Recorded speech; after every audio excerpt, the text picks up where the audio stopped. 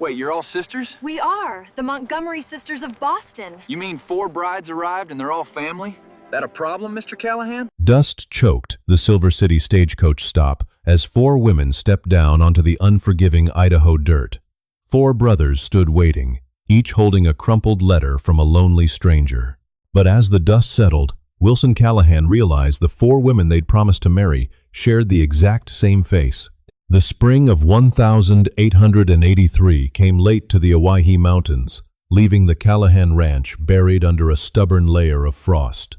It was a sprawling 10,000-acre empire of cattle, timber, and hard-won dirt, built on the calloused hands and spilled blood of 4 brothers.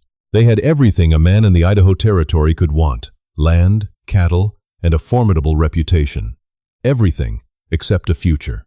Wilson Callahan, the eldest at 32, was the iron spine of the family. He was a man carved from the very granite of the mountains, practical to a fault, and exhausted by the hollow echo of their massive log-and-stone ranch house. One bitter evening in February, as the wind howled down the canyon, Wilson threw a dog-eared copy of Times, the matrimonial news Times, onto the heavy oak dining table. "We are building an empire for ghosts," Wilson had announced to his 3 brothers, his voice leaving no room for argument. "A ranch without a family is just a patch of dirt waiting for us to die. We need wives. We need heirs. And since there isn't an unmarried woman within 200 miles who isn't working at the Gold Dust Saloon, we are sending away for them." His brothers had reacted exactly as Wilson expected. Calvin, the second eldest, merely grunted, his hand instinctively reaching up to touch the ruin of his left cheek, a gruesome testament to a delayed powder charge in the Delamar silver mine 5 years prior.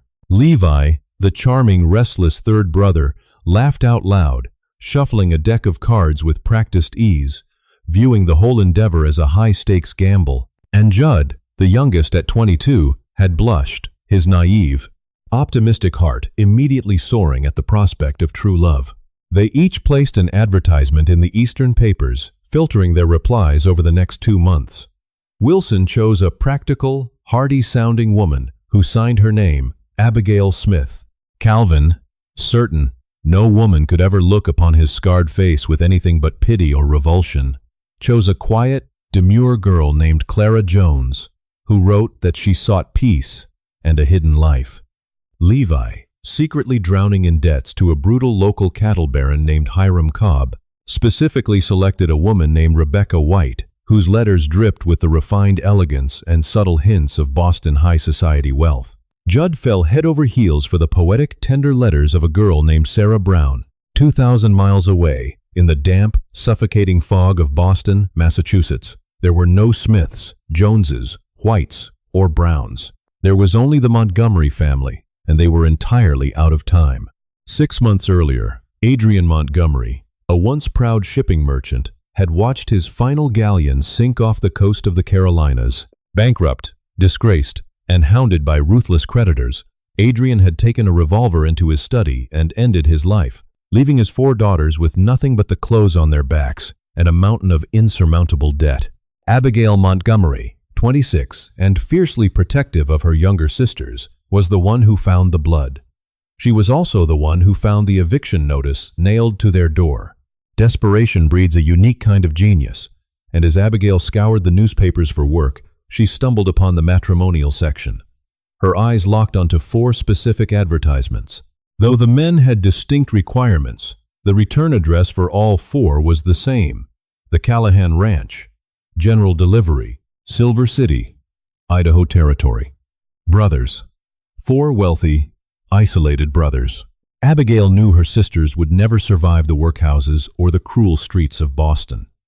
Clara was too gentle, still mourning a fiancé who had abandoned her when her dowry evaporated. Rebecca was too fiery, too accustomed to silk and pearls, and completely unequipped for poverty.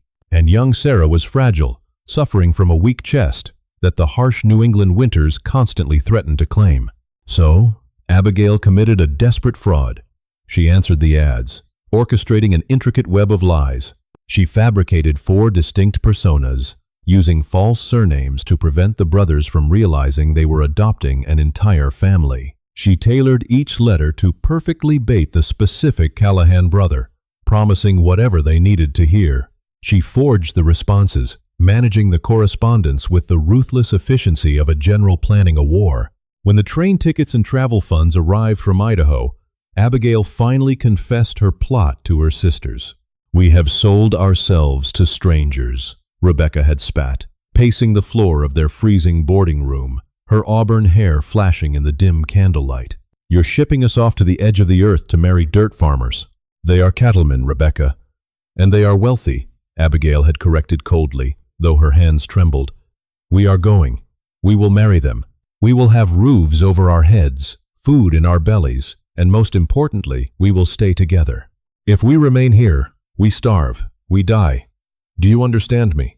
You will be Rebecca White, and you will smile when you say it." The journey west was a brutal, grueling nightmare. Weeks on a rattling locomotive gave way to a punishing stagecoach ride across the alkali deserts of Wyoming and into the rugged, terrifying verticality of the Idaho mountains.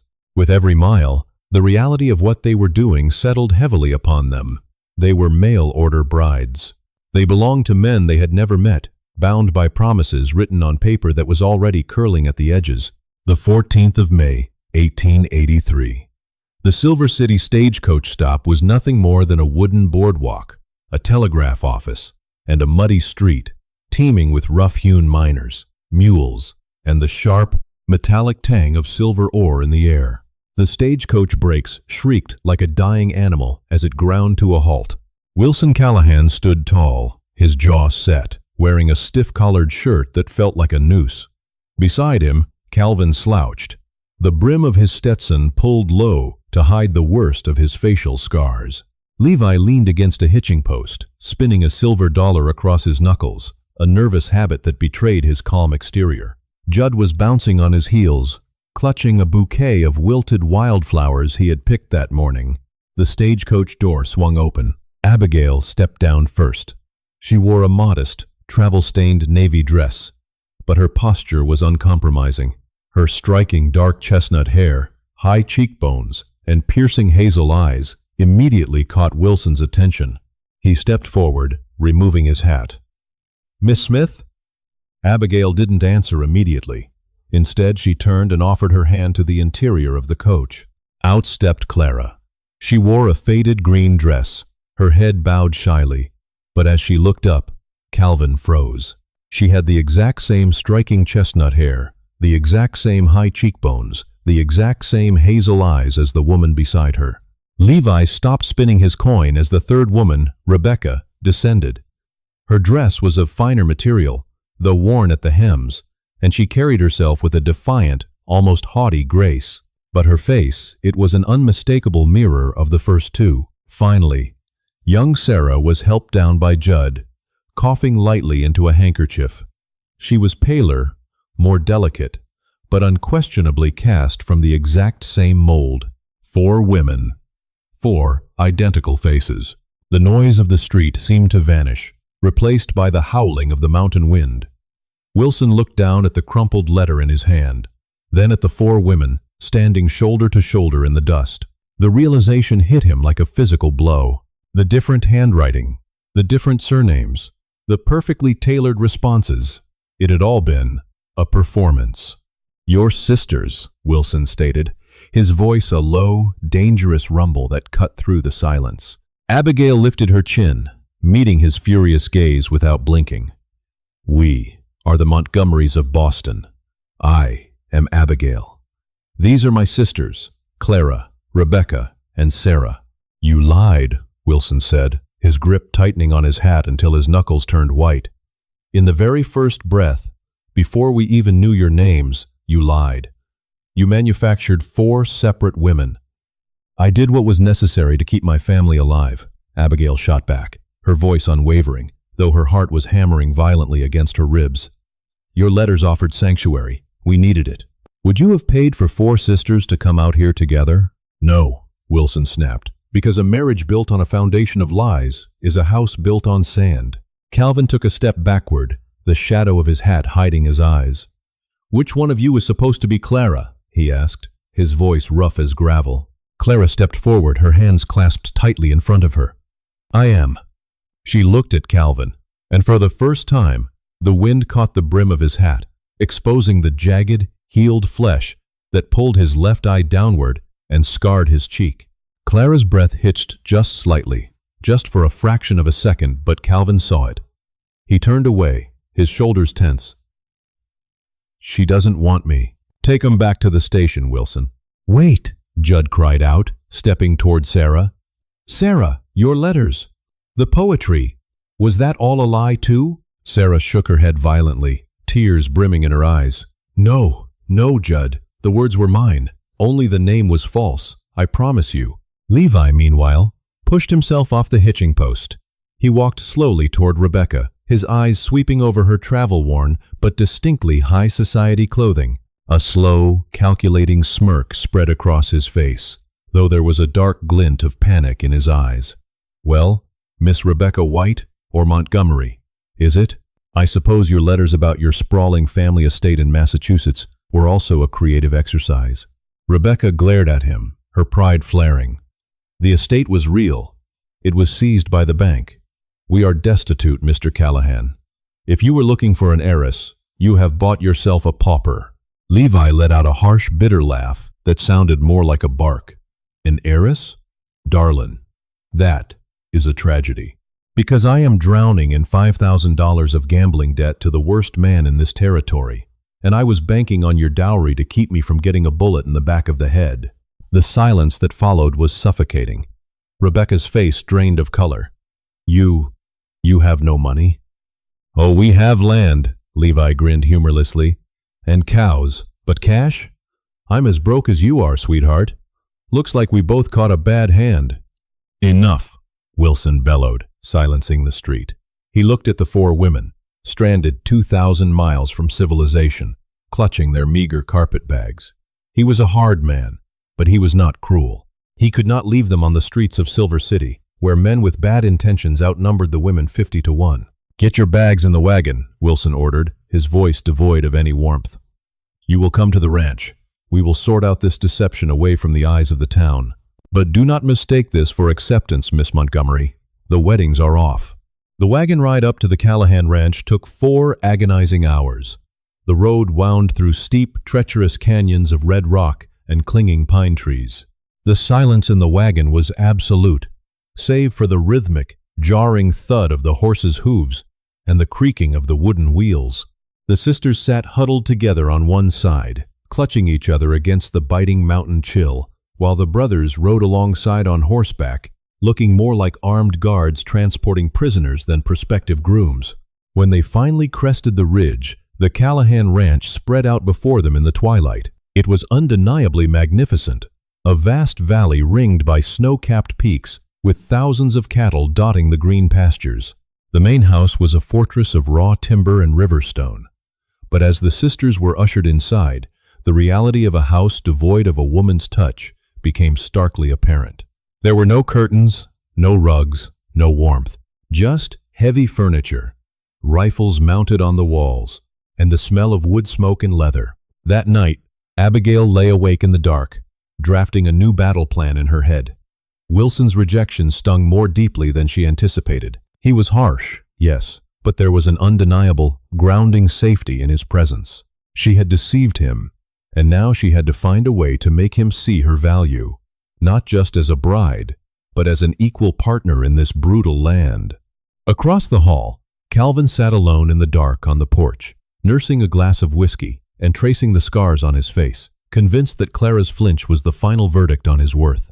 He didn't know that Clara was lying awake, her heart aching not from his scars, but from the deep, melancholic sorrow she had seen in his eyes, a sorrow that mirrored her own broken heart. And out in the barn, Levi was frantically loading a Winchester rifle. Because while Rebecca had brought no money, Levi's creditors hadn't forgotten him. Through the cracks in the barn doors, he could see the distant, flickering torches of Hiram Cobb's riders coming down the ridge. The Montgomery sisters had crossed the country to find a safe haven, but as the first shots rang out into the freezing Idaho night, they realized they hadn't escaped the war, they had just ridden straight into a new one. The crack of a Winchester rifle shattered the freezing Owyhee night, the bullet tearing through the thick oak of the front door and embedding itself in the mantelpiece. Inside the Callahan Ranch house, chaos erupted. Wilson kicked the heavy oak dining table onto its side, grabbing Abigail by the waist and pulling her roughly behind the thick timber just as a second volley of bullets shattered the front windows. Glass rained down like deadly hail, sparkling in the dim light of the dying hearth. "Get to the cellar!" Wilson roared, tossing a heavy Colt revolver to Judd, who was already shielding a terrified Sarah beneath the stairwell. "All of you, beneath the floorboards, now!" "I will not cower in a hole while you fight a war we brought upon you," Abigail fired back, her voice remarkably steady. She crawled toward the shattered window, her hands gripping the cold, rough stones of the fireplace. "This isn't your war, Miss Montgomery," Wilson growled, ejecting a spent shell from his rifle. "This is Hiram Cobb. He owns half the silver claims in Owyhee County, and he's come to collect my idiot brother's debt." Out in the barn, the situation was far more desperate. Levi was pinned behind a stack of hay bales, returning fire into the darkness. Hiram Cobb's men, led by a notoriously vicious enforcer named Bodie Higgins, had surrounded the outbuildings. They weren't just here to intimidate. They were here to make an example. Suddenly, the acrid smell of kerosene hit the air. "They're burning the barn!" Calvin shouted, sprinting from the back porch toward the corral. His boots pounded against the frozen earth. The horses were screaming inside, trapped as flames began to lick up the dry, weathered siding of the massive structure. From the house, Clara saw the orange glow reflecting off the snow. A primal terror seized her, but it wasn't for herself. She saw Calvin's dark silhouette dive into the burning building, just as the heavy loft doors above him gave way, collapsing the entrance in a shower of sparks and burning timber. "Calvin!" Clara screamed. She didn't think. She didn't hesitate. The demure, quiet girl who had spent her life hiding in the shadows of Boston parlors gathered the heavy skirts of her faded green dress and bolted out the back door, plunging straight into the crossfire. Bullets kicked up dirt at her heels. Judd screamed her name from the porch, but Clara was deaf to everything but the roaring inferno. She reached the side door of the barn, kicking the latch free, and threw herself into the suffocating, smoke-filled belly of the structure. The heat was blinding. "Calvin!" she coughed, crawling beneath a fallen beam. She found him pinned near the rear stalls. A heavy timber had struck his shoulder, knocking him to the ground, and a terrified Mustang was kicking wildly inches from his head.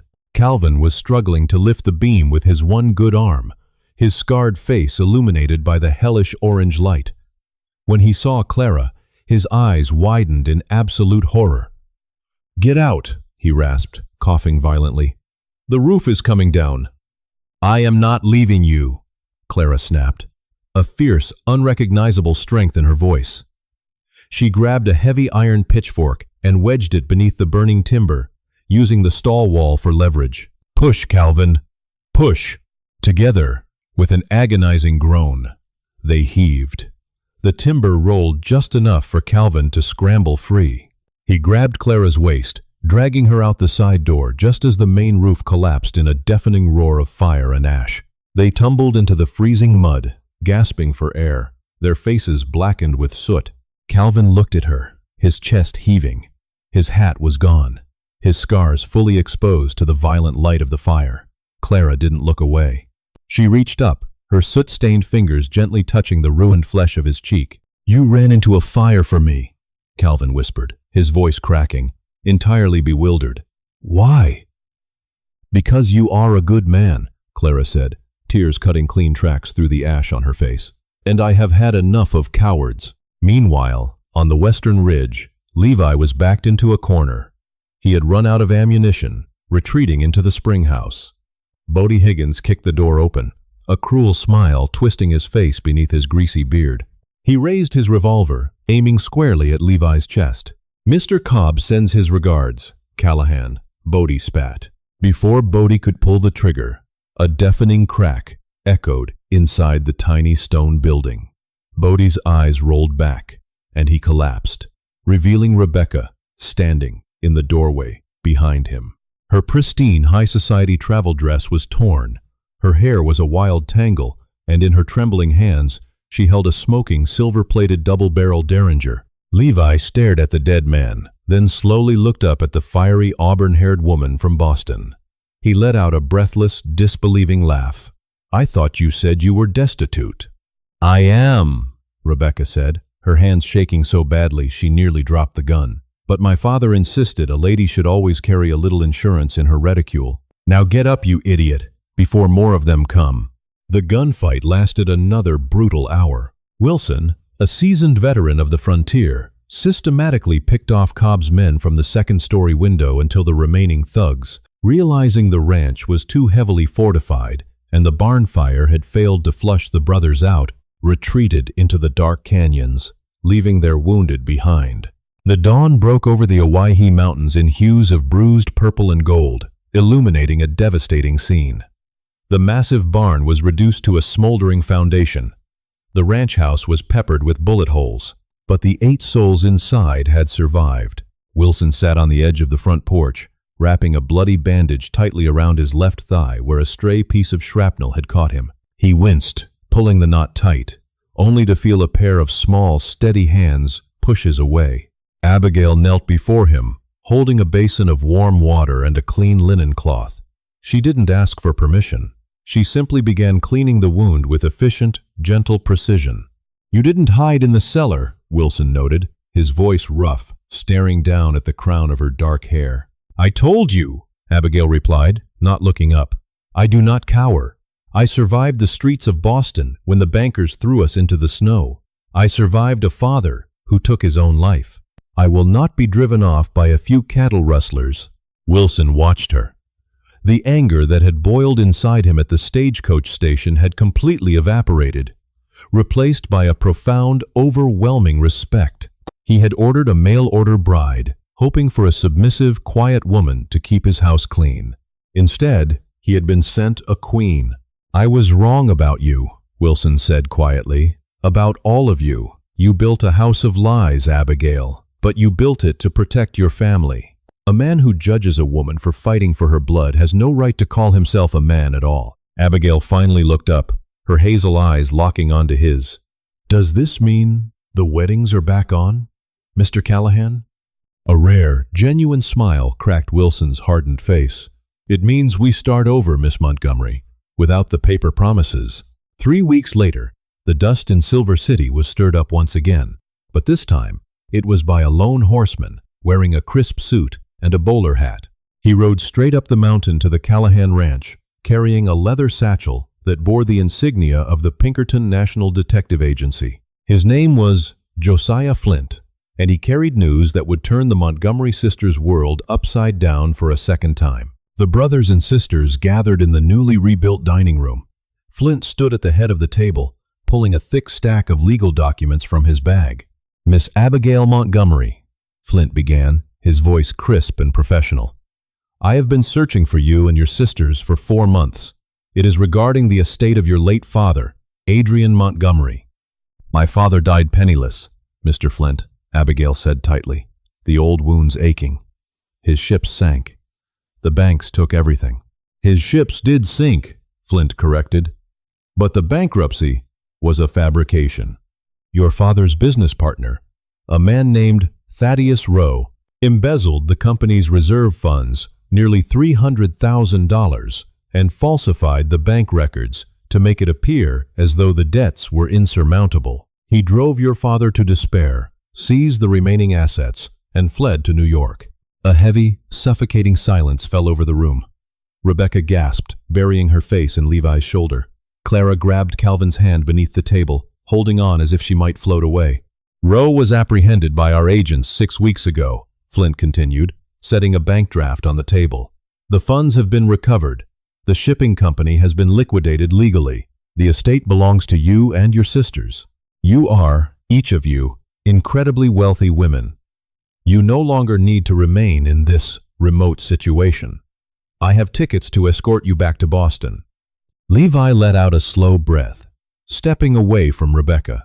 The gambling debts that had plagued him had been paid off by Wilson selling a herd, but the chasm between a penniless rancher and a Boston heiress had just ripped wide open. Calvin stared at the floor, the old insecurities flooding back. Why would Clara stay now? Wilson looked at Abigail, his heart turning to lead.